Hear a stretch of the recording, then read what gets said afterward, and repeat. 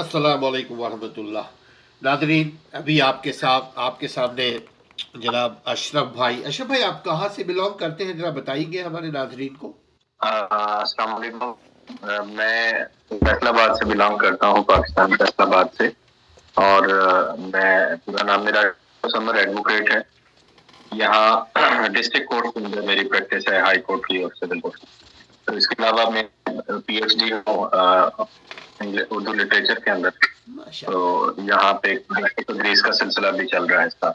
Excellent. तो आज हम बात करने जा रहे हैं ये जो आम लोगों को, चूंकि ये हम लोगों का जो काम है, वकीलों का बुनियादी तौर पे तो काम ये होता है ना कि मजलूमों को कानून के रास्ते पे से चलकर उनको उनका हक दिलाना। जी जी। उसके अलावा एक इजाफी हमने जिम्मेदारी ले ली है कि आवाम को हम अवेयर करें। जो असल में काम तो होता है अरबाब इक़्तिदार का, लेकिन हमें अल्लाह ताला ने इसी बहाने मौका दे दिया एक नेक काम करने का।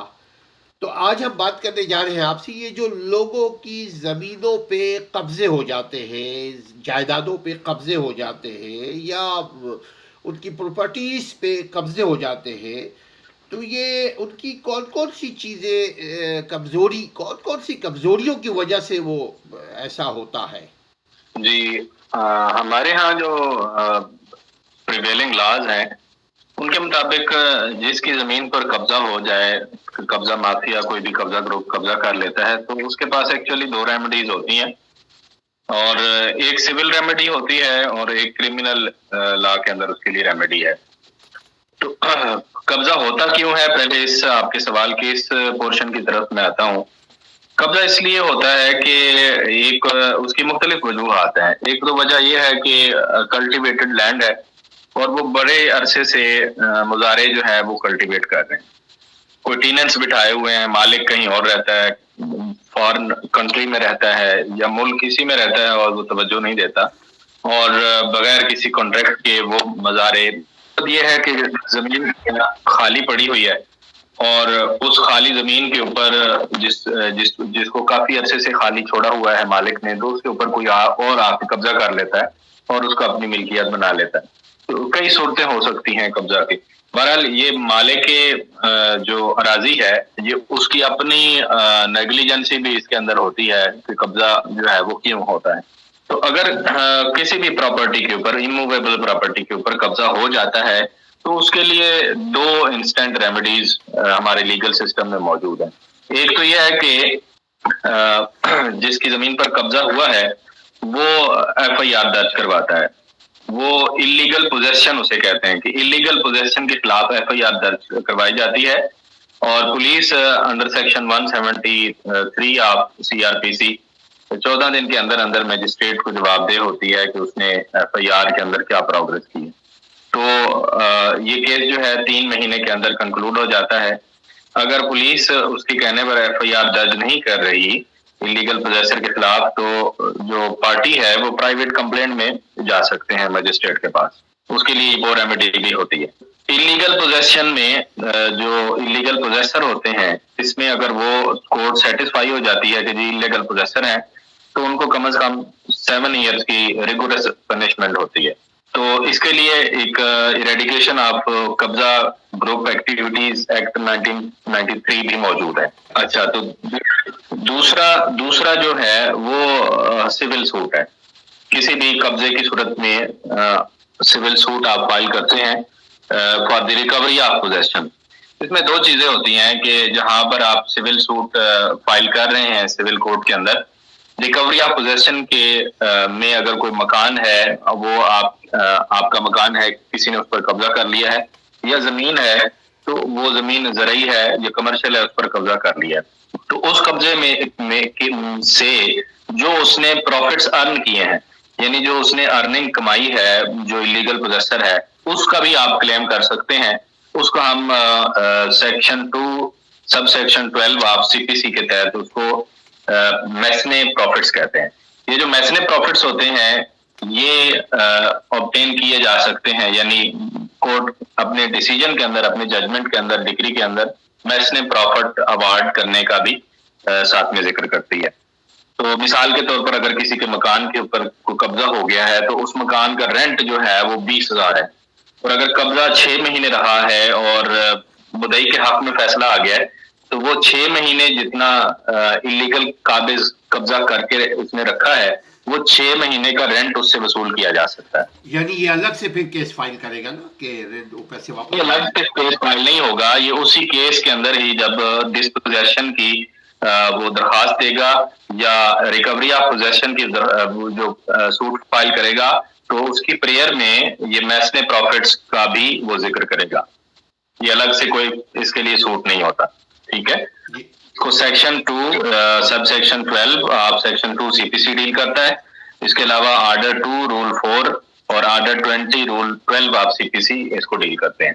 تو اس حوالے سے کوئی بھی پرسن جا کر کورٹ میں سوٹ فائل کر سکتا ہے اور وہ اپنا جو پراپرٹی ہے موویبل پراپرٹی ہے اس کو ریکور کروا سکتا ہے. تو یہ سمپل سا پروسیجر ہے. اس میں ایون کہ اگر آپ نے سول کورٹ کے اندر سول میٹر چل رہا ہے تو پھر بھی آپ انلیگل پوزیشن کی تھانے میں درخواست دے سکتے ہیں.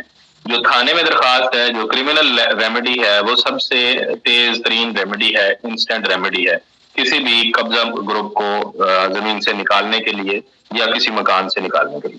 اچھا, تو آپ یہ کہتے ہیں کہ قبضہ اس وقت کسی کے پراپرٹی میں اس وقت قبضہ کوئی کر لیتا ہے جب وہ غافل ہو جائے جو اصل مالک ہے.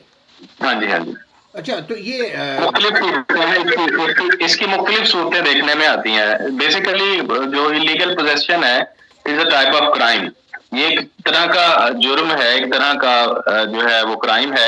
مثال کے طور پر آپ نے کسی کو مکان رینٹ کے اوپر دیا ہے تو وہ جو رینٹ کے اوپر دیا ہے وہ قبضہ کر کے بیٹھ گیا ہے, ٹھیک ہے. تو یہ بھی ایک صورت ہو سکتی ہے. کوئی آپ نے ٹرسٹی بنایا ہے, ٹرسٹی, تو وہ آپ نے کسی کو ٹرسٹی ڈکلیئر کیا ہے تو اس نے آپ کی زمینوں کے اوپر یا آپ کی پراپرٹی کے اوپر قبضہ کر لیا ہے. تو ڈفرینٹ سچویشنز ہوتی ہیں جس کے اندر جو ہے وہ قبضہ ہوتا ہے پراپرٹیز پر. اس کا کتنا عرصہ تک کورٹوں میں کیس, عام طور پہ لوگوں کا یہ تصور ہے کہ سول لیٹیگیشن جو ہے یا اگر قبضہ کوئی کسی کا کر لے تو سالوں کے لیے بھول جاؤ, کیا یہ سچ ہے؟ ہمارا جو سول پروسیجر ہے وہ اسی طرح ہی ہے. مثال کے طور پر اگر آپ کسی رینٹ کا ہے تو رینٹ میں وہ پھر چیزیں پروف کرتے کرتے کرتے ایویڈنس دیتے, بحث دیتے, پھر اس میں ڈیلنگ ٹیکس آف ایڈوکیٹس ہیں کہ جو لٹیگینٹس ہوتے ہیں, جو لٹیگیشن پارٹیز ہوتی ہیں, ان کے جو پلیڈر ہوتے ہیں, جو وکیل ہوتے ہیں, وہ ڈیلنگ ٹیکس اپناتے رہتے ہیں. تو ڈیلے لیتے رہتے ہیں, ایڈجرنمنٹ لے لیتے ہیں. پارٹیز مختلف موقعوں کے اوپر ایڈجرنمنٹ لے لے کر آگے کیس چلاتے جاتے ہیں. تو اس وجہ سے بھی زیادہ ڈیلے ہوتا ہے سول کیسز کے اندر. تو یہ قبضے کی صورت میں بھی اسی طرح یہ ایڈجرنمنٹ زیادہ سے زیادہ کتنے عرصے تک کے لیے وکیل لے سکتے ہیں؟ اصل میں ہمارے جو پروونسز ہیں ان میں اور طرح کا رول ہے, اور جو اسلام آباد کیپٹل ٹیریٹری ہے اس میں سیکشن 35 آپ کو سی پی سی یہ کہتا ہے کہ 35A کہ جو ایڈجرنمنٹ اگر کوئی پارٹی لے رہی ہے تو اس کو ریزنیبل کاز شو کرنی پڑے گی, اور اگر وہ ریزنیبل کاز شو نہیں کرتے تو اس کو پر ایڈجرنمنٹ جو ہے وہ 5,000 دوسری پارٹی کو دینا ہو. یہ پر ایڈجرنمنٹ کاسٹ ہوتی ہے. تو اسلام آباد یہ, لیکن یہ صرف اسلام آباد کیپٹل ٹیریٹری کے لیے ہے, دیگر کے لیے نہیں ہے. تو اس وجہ سے دیگر علاقوں میں جہاں پروونشل ٹیریٹریز ہیں وہاں پر ایڈجرنمنٹ زیادہ لی جاتی ہیں, اور کورٹ نارملی ایڈجرنمنٹ دیتے وقت کسی بھی قسم کا کوئی اعتراض نہیں کرتے. البتہ بہت زیادہ ایڈجرنمنٹ لے لی جائے تو پھر اعتراض ہوتا ہے. اس میں دو چیزیں ہوتی ہیں کہ ایک تو یہ ہے کہ جو مدعی ہے اس کا وکیل کہیں ایبسینٹ ہے تو وہ ایڈجرنمنٹ ہو گئی, اور اگر جو ہے مخالف پارٹی کا جنہوں نے قبضہ کیا ہوا ہے وہ ایڈجرنمنٹ لے رہے ہیں آگے, تو پلینٹف کے وکیل نے اب بحث نہیں کی کہ ایڈجرنمنٹ کیوں لے رہے ہیں. کورٹ سے بحث کرنی ہوتی ہے کہ اگر دوسری پارٹی ایڈجرنمنٹ لے رہی ہے تو ان کو ایڈجرنمنٹ نہ لینے دے. تو اگر یہ وکیل ایسا نہیں کرتا کہ ان کو ایڈجرنمنٹ لینے دیتا ہے تو پھر وہ کورٹ بھی نہیں روکتی, پھر وہ بھی ایڈجرنمنٹ دے دیتے ہیں. تو آپ کا لب و لعاب یہ ہے کہ جو پلانٹف ہے, پلانٹف کونسل, ان کو بھی ذرا صحیح رہنا پڑے گا, اور جو جن کے زمینوں پہ قبضہ ہو گیا ان کو ویجیلنٹ رہنا پڑتا ہے, ویجیلنٹ رہنا پڑتا ہے, vigilant who, they should be vigilant for their rights. تو اس حوالے سے انلیگل پوزیشن سے بچنے کے حوالے سے یہی ہے کہ اپنے پراپرٹیز کے حوالے سے ویجیلنٹ رہیں، اور اگر آپ کسی کو ٹیننٹ رکھتے ہیں یا رینٹ آؤٹ کوئی کرتے ہیں پراپرٹی، تو اس رینٹ آؤٹ میں پراپر رینٹ ایگریمنٹ بنائیں، اور جو کہ پریسکرائبڈ فارم کے اندر رینٹ ایگریمنٹ بنتا ہے وہ بنائیں، اس کو رجسٹر کروائیں، اس کی تھانے کے اندر کاپیز دیں۔ تو پیریڈ جو رینٹ کا ہوتا ہے وہ 1 ایئر سے زیادہ نہ رکھیں۔ اسی طرح اگر کسی کو ٹیننٹ رکھتے ہیں تو ٹیننٹ رکھتے وقت آپ بھی اس کے ساتھ کانٹریکٹ کریں، تو وہ پھر ٹیننسی کے اندر آ جاتا ہے، اس کا پروف بھی ہوتا ہے۔ تو بغیر کانٹریکٹ کے آپ اپنی پراپرٹی نہ رینٹ آؤٹ کریں نہ ٹیننسی۔ یہ جو آپ نے تھانے میں بات کی کہ تھانے میں جا کر کے وہ تھانے سے جا کر کیا کرواتے ہیں، کس کی ذمہ داری ہے، ٹیننٹ کی یا آنر کی؟ اور جب آپ اپنا مکان جب اپنا مکان آپ رینٹ آؤٹ کرتے ہیں تو رینٹ ایگریمنٹ کے لیے ایک پراپر فارم ملتا ہے کچہریوں سے، وہ فارم لے کر آپ اس کو فل کریں اور جو اسٹیٹمنٹ ہے وہ لکھیں، مکان پراپرٹی کی ڈیٹیلز لکھیں، اس کی فوٹو کاپی ایک جو سرٹیفائڈ فوٹو کاپی ہوتی ہے وہ ایک تھانے میں جمع کرانی ہوتی ہے، تاکہ تھانے والوں کو پتا ہو کہ فلاں پراپرٹی پر رینٹ آؤٹ کر دی گئی ہے فلاں پراپرٹی، اور اس کے اوپر فلاں رینٹی جو ہے وہ آ گیا ہے۔ اس میں ٹیننٹ کی کوئی تصویر بھی ضرورت پڑتی ہے؟